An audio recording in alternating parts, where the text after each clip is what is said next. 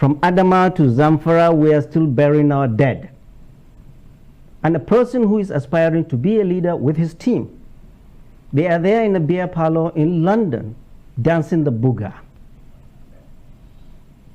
And we are taking that clip and showing our people. Our people, is it the kind of people we are suffering? I've just come back from Katsina, spoken with IDP, see the sufferings of our people. These are your leaders.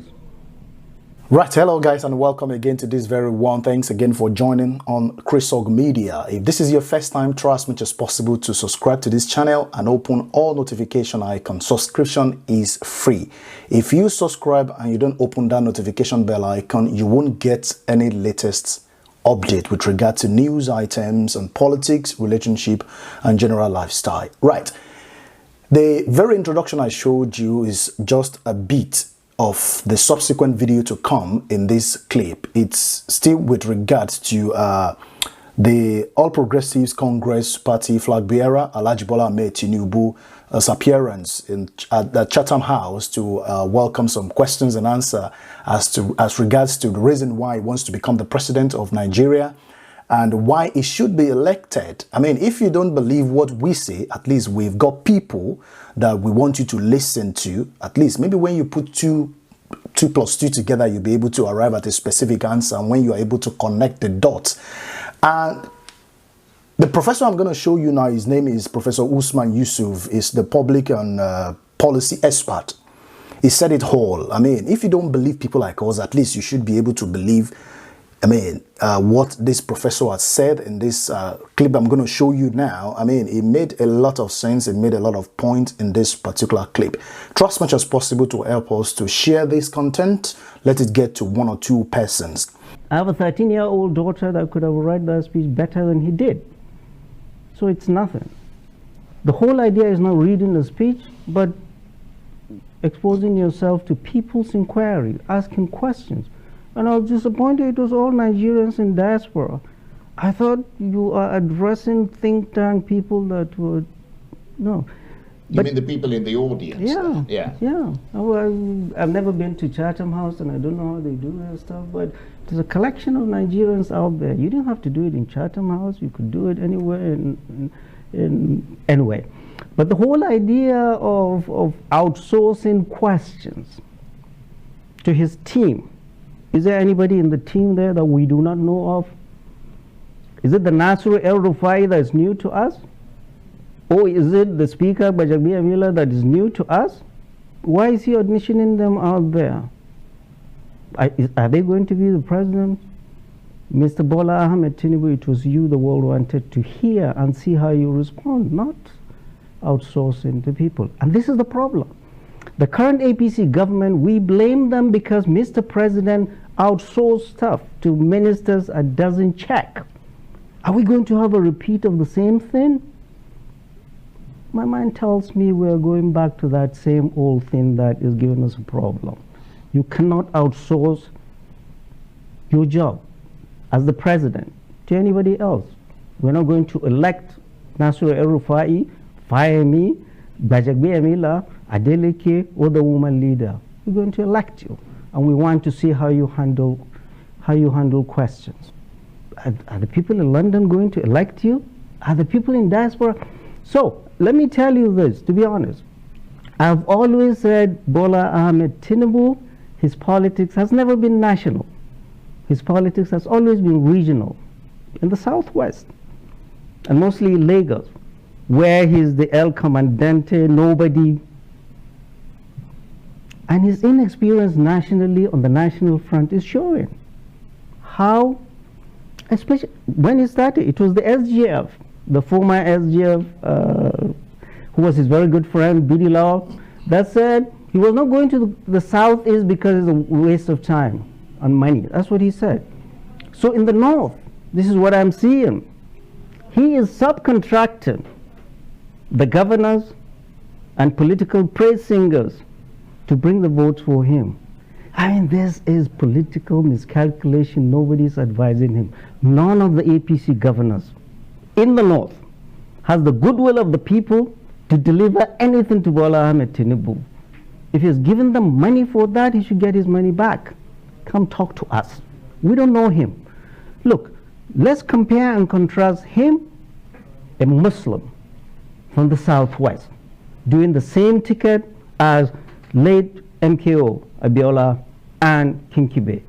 They're totally different people. MKO Abiola invested in relationships in the North for a very long time. He knew people. Long time, since Shagari's time, 79. He invested in relationship. So also Obasanjo has invested in relationships.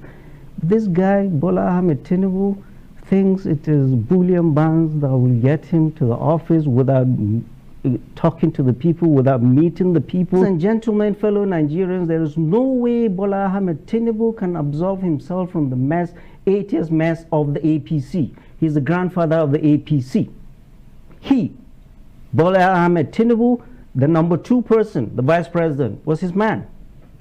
The number 3, the Senate president, was his man. The number 4, the Speaker of the House, was his man. The former SGF, B.D. Lawal, was his man. The chairman of FIRS was his man. The minister that has gotten 3 ministries in his head was his man. So there's just no way Bola Ahmed Tinubu can tell us or absolve himself from the mess of the APC and tell us he's a different person. Oh, it's Lagos. There is a saying, whatever happens in Vegas stays in Vegas. Fellow Nigerians, whatever happened in Lagos stays in Lagos. Essentially what Bola Ahmed Tinubu did in Lagos, Lagos is not Nigeria. Lagos, essentially what he did was to go and clean up an urban slum and improve its tax base and made a lot of money and still making a lot of money out of that through his company. Fellow Nigerians, we do not want Bola Ahmed Tinubu to run Nigeria the way he ran Lagos. He is the absolute nobody. Nobody can test his authority.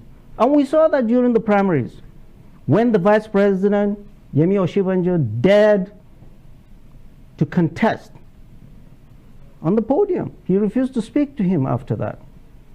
It was there. It was the speaker that went and spoke with him and said, go and mend fences. So fellow Nigerians, we are not going to elect the same group. This same group that is auditioning in London, they're the same people. I like appearing in places where they're hostile to me. You break that hostility. That's the only way you break that hostility. Go meet the people. Don't subcontract your campaign for presidency to surrogates, as he's doing. Does he think Nasir El-Rufai will deliver Kaduna to him? The answer is no. Does he think Masari will deliver Katsina to him? The answer is no. Does he think Ganduje will deliver Kano to him? No. Does he think Jigawa will be delivered by Badaru? No. Does he think Atiku in Kebbi can deliver Kebbi to him? The answer is no. So whatever they are telling him, he needs to wake up. He's been politically naive on the national front. Bola Ahmed Tinubu, essentially what he's doing, he's holding us, all 200 million Nigerians, in contempt. That we are not worthy of being spoken to. But he could go out there and expose himself to interviews. This is exactly the same thing we are seeing from the current president, not talking to us. A president is supposed to talk to people that elected him into office. So he's continuing exactly what this president is doing on steroid. He's refusing to talk to us. He's going to London. He's talking to all. BBC Focus on Africa called me to speak to you today. I said, I'm not ready. I'm coming to speak with Charles. Prime time. That is what is important to me. Going around the world, you will come back to us. Let's see how you give you votes in Katsina or Kano or Sokoto. After they don't even know you've been to London. And another thing, I don't know if you saw the nonsense they were doing in that beer parlor, dancing. I don't know if you saw the video clip. I mean, fellow Nigerians, we in the north, from Adama to Zamfara, we are still burying our dead. And a person who is aspiring to be a leader with his team, they are there in a beer parlor in London, dancing the booga. And we are taking that clip and showing our people. Our people, is it the kind of people we are suffering? I've just come back from Katsina, spoken with IDP, see the sufferings of our people. These are your leaders. Right, that was Professor Usman Yusuf. He's a public policy expert. You are able to connect one or two dots. I am sure you are able to connect one or two dots from what he said.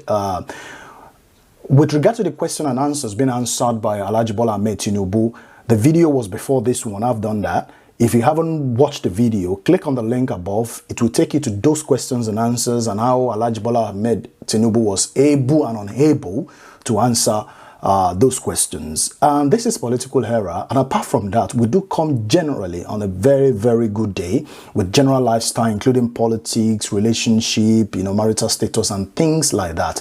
If that's exactly what you're looking for, because it's always very good for you to be informed about what's going on in your surroundings, try as much as possible to click on the subscribe button.